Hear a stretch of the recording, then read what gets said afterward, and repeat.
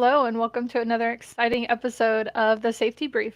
As usual, I'm joined by Mike and Matt, with an addition of a new face today, Josh. Thank you all for being here. Even with those crazy allergies you're fighting, it's much appreciated. Appreciate being here. Happy to Josh, be we're here. happy you're here, even though we're Yes, sick.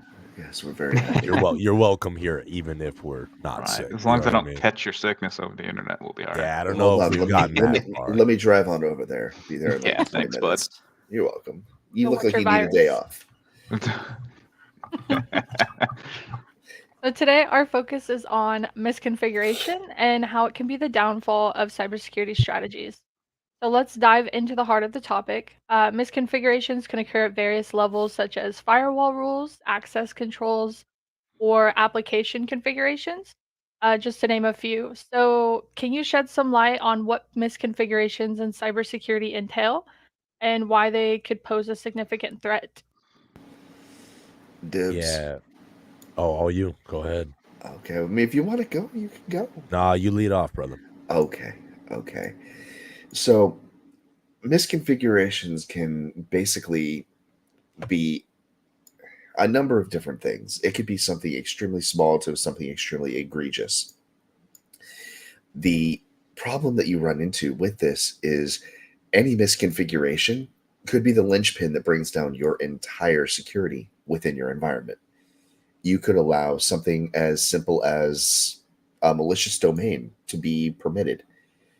You could have an incorrect syntax in something that you're adding for an allow list that adds a much larger hole than intended. You could allow remote RDP connections to come in and not have them blocked on your firewall. Uh, there's a number of different things that could actually be put in there, but they are short of the employees themselves and humans in general. They are the biggest things that will cause you an issue within your environment. Yeah, it's well said, Matt. I think another piece we talk about why misconfiguration is so dangerous is because uh be, many don't know it exists. It's kind of a dormant threat, So not many today that are not actively working on building out a firewall or building out a security policy. Like if you're implementing something, that's fine. If you're installing drywall, if you're installing a water heater, if you're putting in a new toilet, you're aware that like there's a work in progress and you're not done, right? Nobody thinks to themselves any installed component in their home is not installed correctly, right? Otherwise, they'd action it. Otherwise, they'd be doing something about it, right? If you knew there's a hole in your roof, you're not going to be like, that's just our roof. That's just the way it is. Not many roofs like it, but that one's mine, and I'm proud of it. And so, the difficulty with misconfiguration, more of the danger, is both difficulty being difficult to identify. You need a lot of visibility or like third party audit to identify that kind of stuff. The danger is also no one's exempt. I mean, if you look in the 2019 Capital One AWS breach, you didn't even have to be a Capital One subscriber, like a credit card user. You could have just applied for a credit card. And in every single one of those forums, they say, whether or not it's a hard inquiry on your credit, they'll say, oh, your data is safe with us, right? Over 1 million applicants, not Capital One customers, applicants' data was leaked via an AWS misconfiguration in the S3 bucket. That was 2019. We had another use case where it was Twitch. So for those watching on Twitch, you already know what Twitch is. But Twitch, also owned by Amazon, ironically, their streaming platform for esports, online entertainment, whatever it is. And there were even source code leaked and pay stubs. So people's payroll, like what content creators were getting paid, was leaked. And I don't know about anybody on this stream. I don't know about anybody watching, but maybe we don't all want our pay stubs on billboards on highways, right? That's sensitive information. And then Microsoft was so kind. We gave us another recent example in September of last year, I believe it was, with their, I think it was machine learning or large language model AI research that they were doing. 38 terabytes. 38 terabytes. That's 38,000 gigabytes of data leaked due to misconfiguration. So what's the point? My point is, if you look at large entities, AWS, Capital One, Twitch, Azure, through Microsoft. These are not small enterprises. They have plenty of spend, plenty of capital, plenty of resources to implement these things. But sometimes it's just not done right. And so I think it just calls attention to, number one, the reputation of those implementing the security controls, that it isn't something that every day, and I don't say everyday IT engineers to diminish the significance of the role. It's an incredibly important role. But I think the days of dual wielding basic IT support and security are over. And I don't mean that in a defeatist way. It's just it's gotten too big too quick with so much to manage.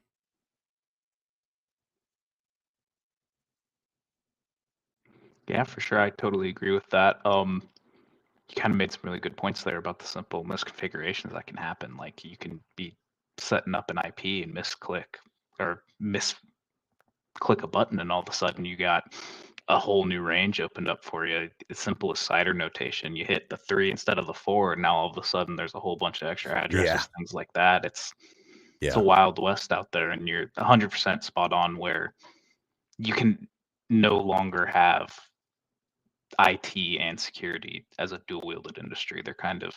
They've evolved into something of their own, and they both require a very specific set of skills to success and thrive in.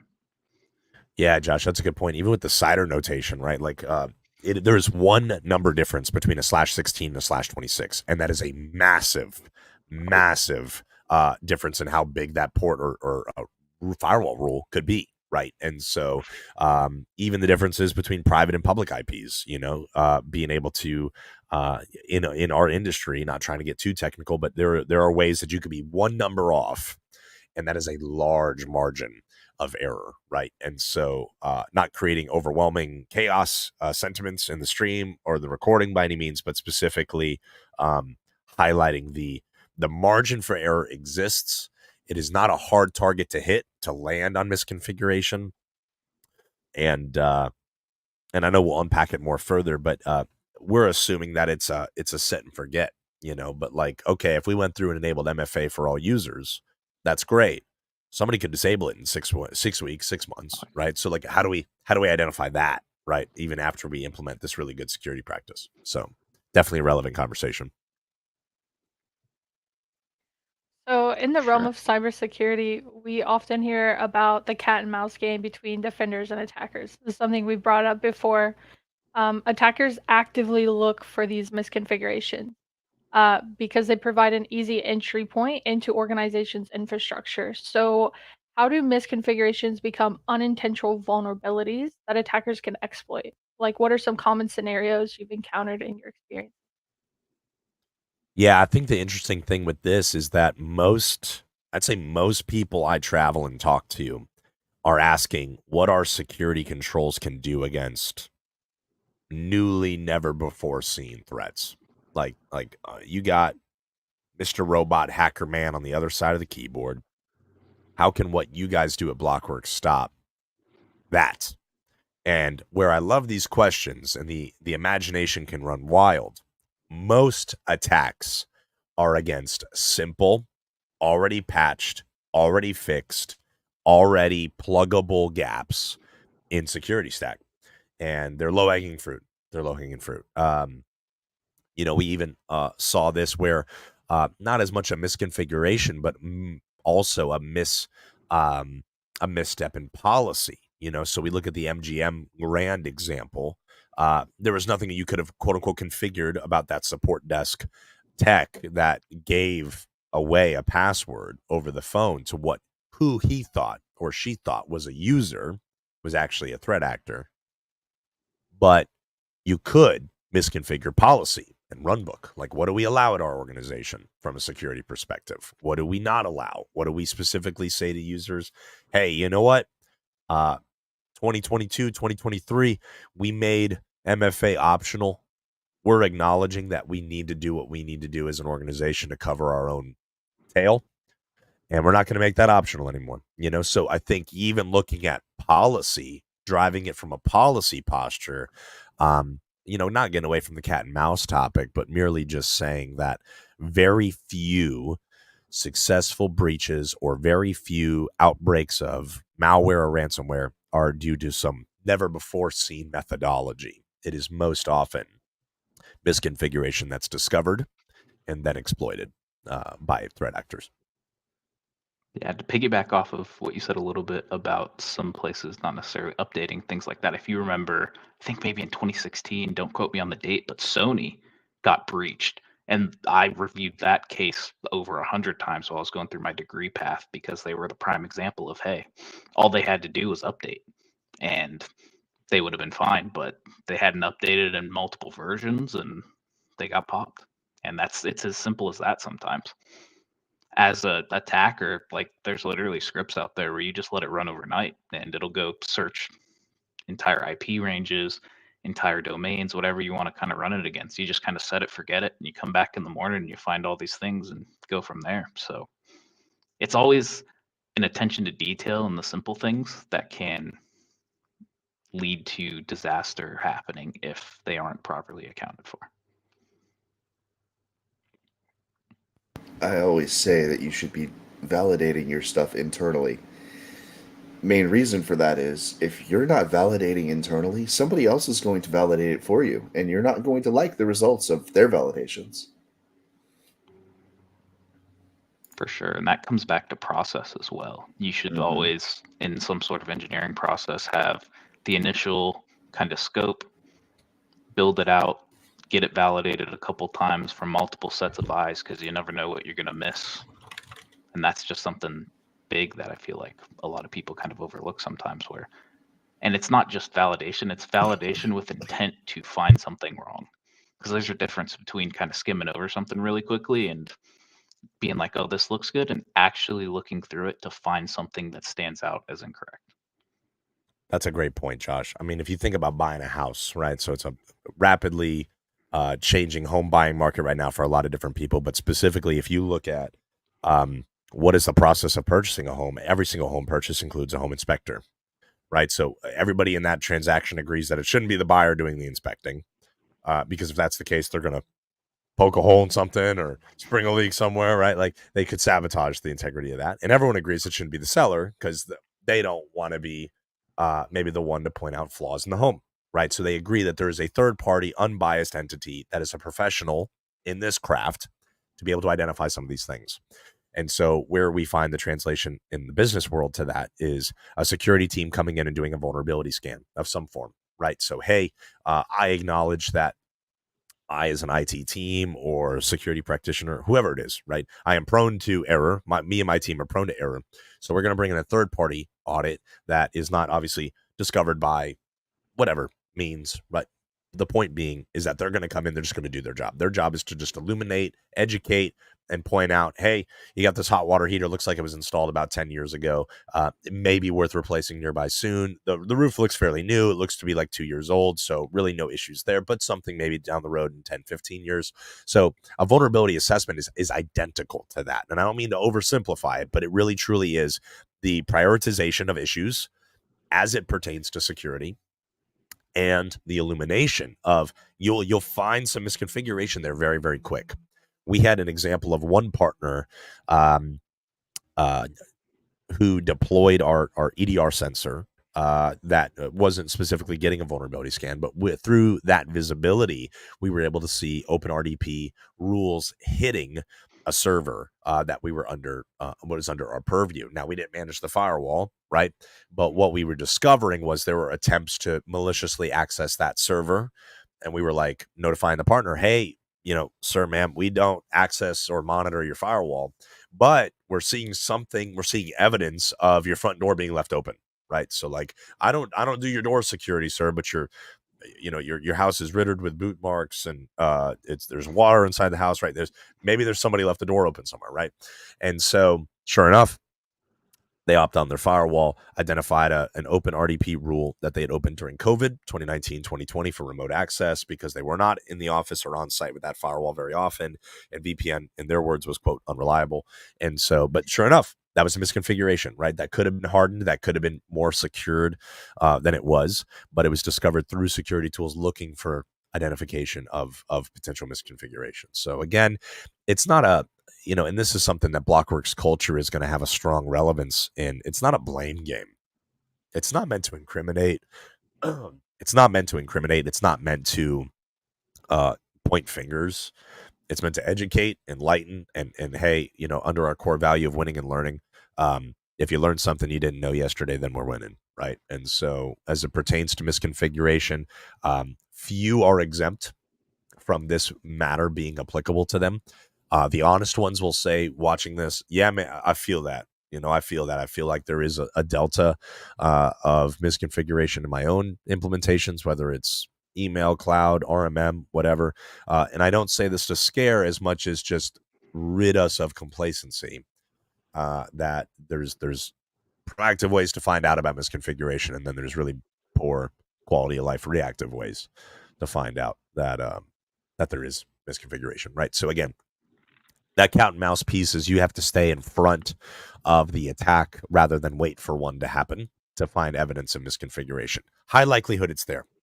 So just assume that at the gate. Now start looking for it. For sure. It's kind of like taking your daily vitamin. If you don't want to get sick, take your vitamin. You're probably all right. If not, you got a higher chance of catching whatever's going around. Yeah, shots fired. Josh received. Thank you. Yeah, I don't take my vitamins, I'm going to get sick. Yeah. No, I had to get one off on you. No, valid. 100% valid. So something that we've actually kind of brought up and touched on a little bit today is the human aspect of misconfiguration. How do human errors contribute to these misconfigurations, and what strategies can people implement to mitigate these risks? One point I'd like to highlight here is the want for over whitelisting and not wanting to deal with proper configuration or proper tuning. We've had a couple people come in and say, "Hey, I want a whitelist of this with a wild card at the end," and things of that nature. And I think y'all touched on that really well. And I liked your analogy with the home inspector because you have that outside aspect, that outside person to let you know, don't think that that might be a good idea, and this is why. No, for sure. To kickstart us on this one a little bit, I think this is where we walk as security professionals a very interesting line because you can make the most secure, most access controlled environment in the world, but then what is the user experience like? Because if the user experience is absolutely miserable, they're gonna send you packing because it's an unusable system. So what is the fine line between properly implementing security solutions and then still having it be a pleasurable user experience? Now that changes per industry that you're supporting and things like that, but education is a good way to start because you're not always going to be able to have the tightest, strictest policy and rules in place at all times. So educating end users, educating security professionals properly to avoid these misconfigurations, to know not to click on the link that says Amazon with a 0 instead of an O, like little things like that is kind of where you get the ball rolling. And then from there, building a little bit of a rapport with your end user base to be like, hey, I know that this may not be the happiest way to do this kind of thing, but it is the way that we're going to have to do it in order to prevent a large scale disaster, if you will. And then just kind of going from there. It's a little bit of give and take, and you can be the best security professional in the world, but if you don't have an educated end user, it means nothing.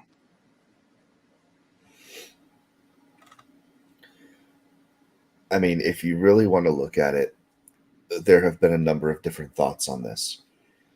A lot of people have said you need to go with a full zero trust model. That's great. Your people can't do anything that they need to do. Wonderful. Now you've created a system where anybody that wants to do anything has to ask for permission, then they have to do it, and then the permission is revoked. That's just a whole lot of extra junk you don't need to deal with. It's dumb, honestly. Can you use it? Sure, why not? But you better hope you have the overhead to be able to handle all the requests. Otherwise, things aren't going to get done in the right time. Then there's the other option of, we'll use this for our example, because there are MSPs out there that do not leverage our solutions. They are going to create allow lists or exclusions. And basically, they are going to do a one-size-fits-all for every one of their customers. Did you know that when you create an exclusion, if it is for one customer, but it has implications for another customer, that it will also be applicable for based on using a generalized policy, that you're supposed to ask, or you're supposed to reach out and actually confirm that other customer is okay with it being applied?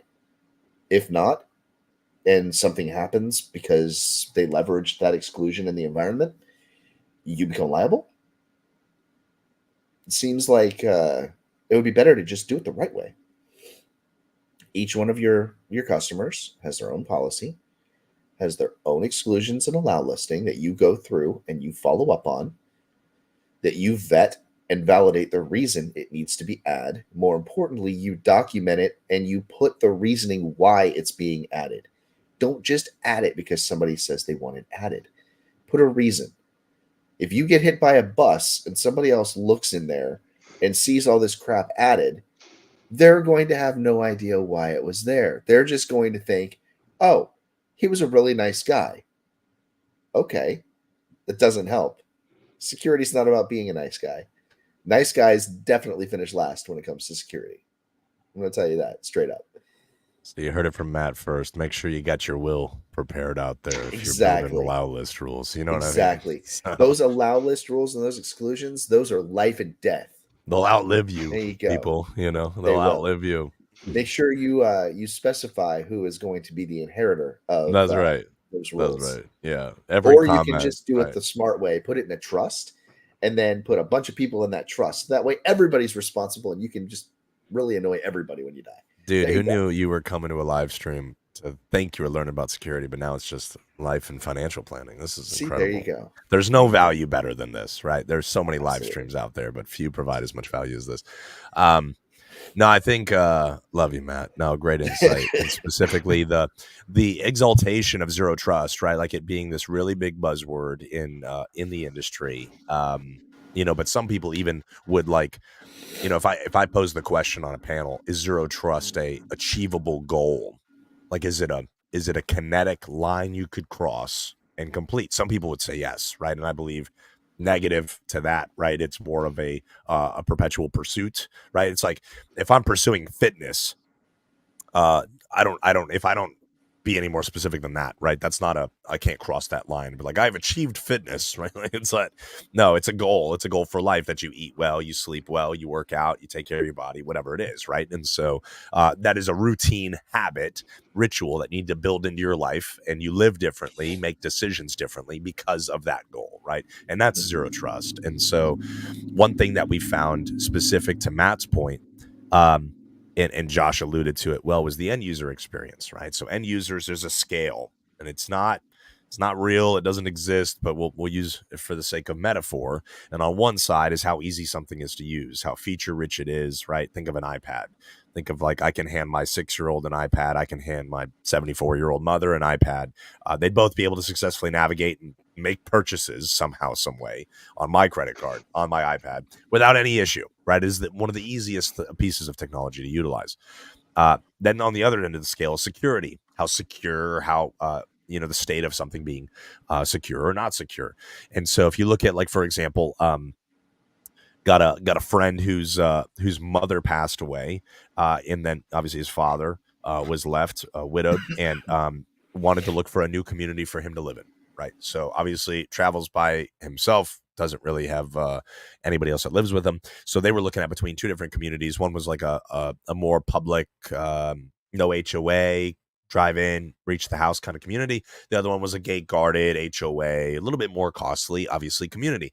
And the question was of, which do you prefer for grandpa to live in, right? And it's the reality is number one, grandpa may hate HOAs, so that'll play into it, right? Just at the get, right?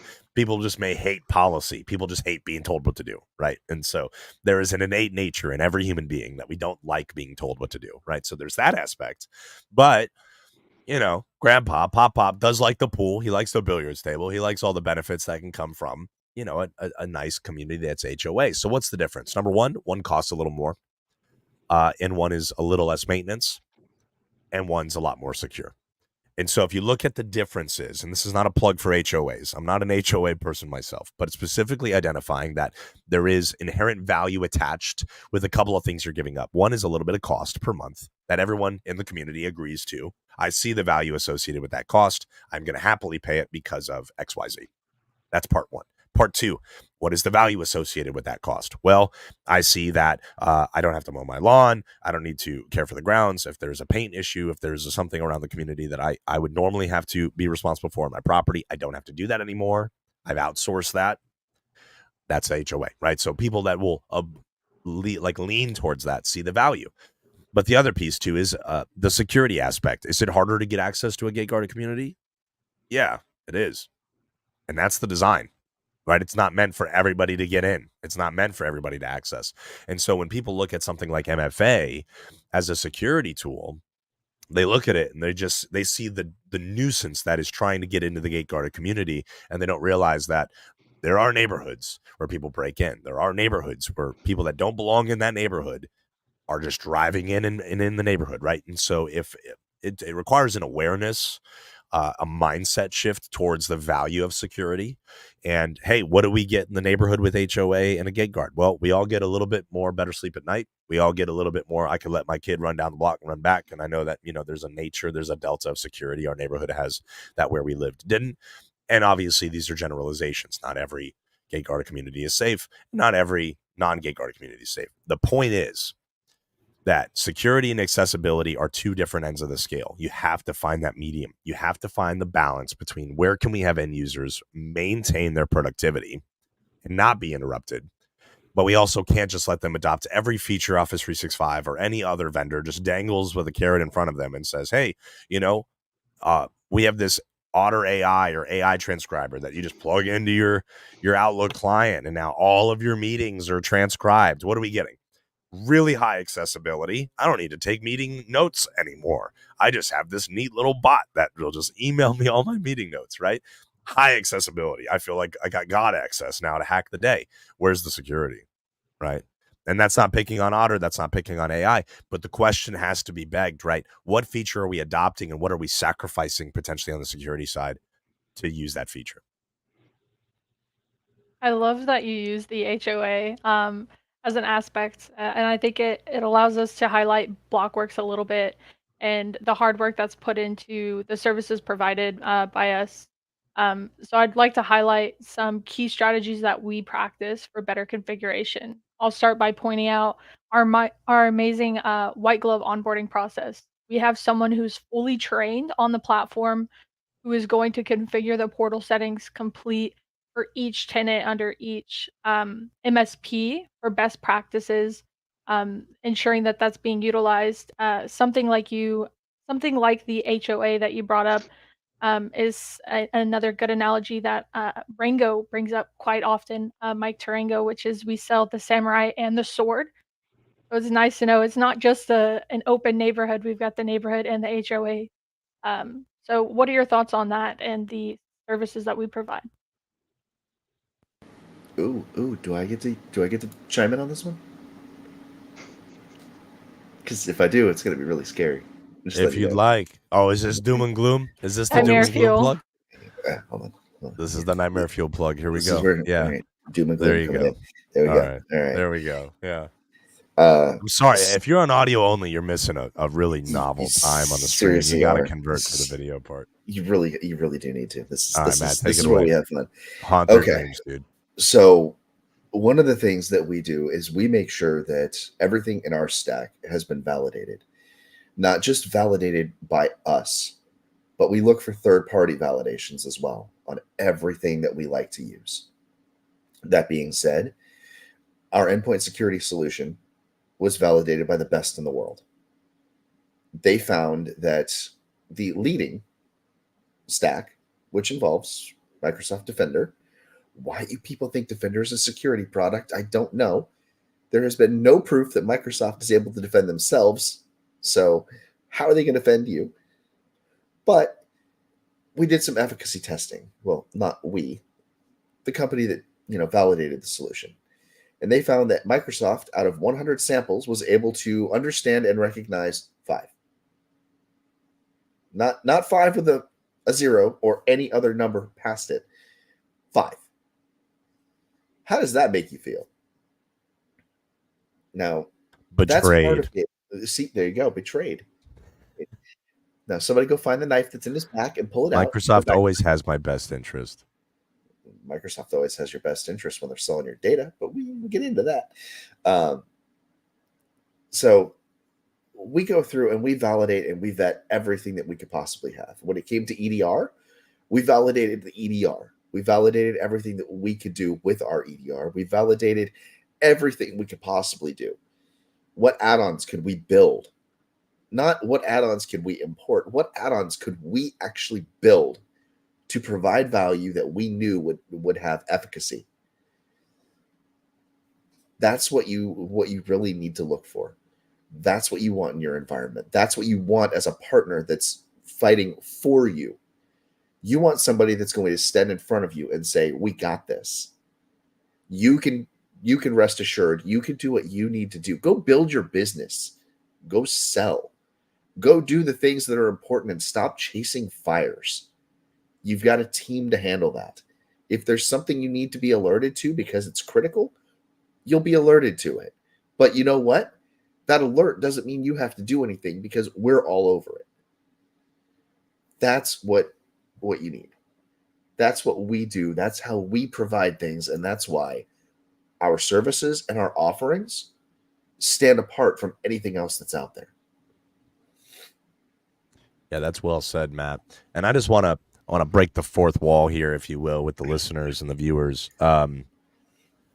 How we come up with our topics for the safety brief is super organic. So if it is coming up here on the live stream, there has most often been a recent case or case study where we have seen a gap that is worthy of addressing. So today, February 8th, we find ourselves on misconfiguration. So under our practicing and what we do, we run across this fairly often. And there have been recent cases where partners will either come to us or, come to us before or come to us after saying, "Hey, I was utilizing XYZ tool. You, Blockworks, utilized XYZ tool. This tool fell down. This tool is insufficient," is the interpretation, right?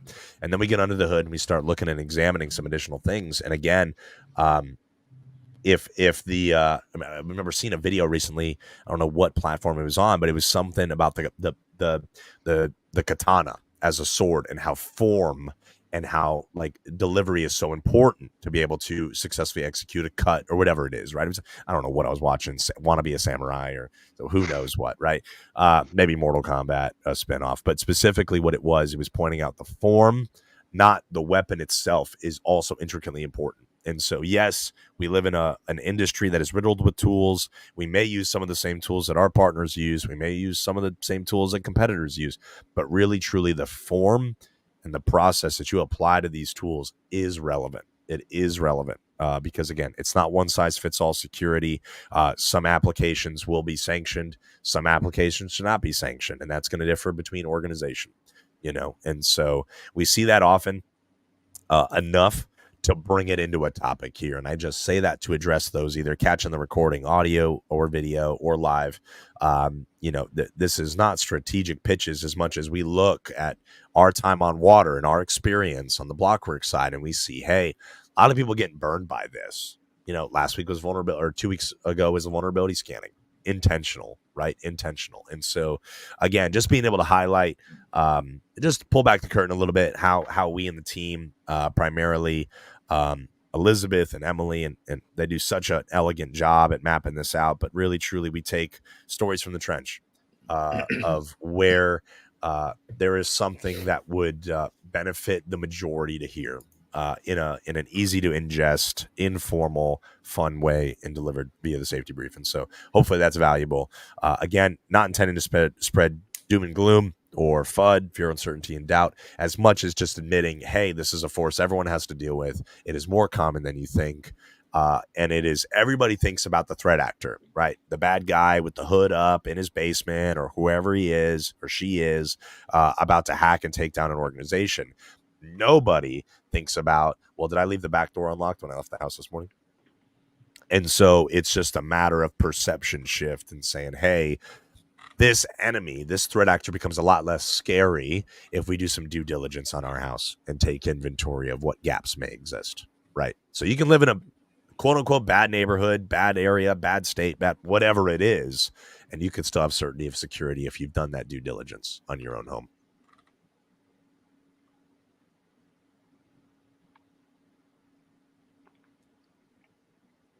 I love that you bring that up. I think it's really important to remember organizations should establish a culture of accountability and continuous improvement to promptly address any identified issues such as misconfiguration.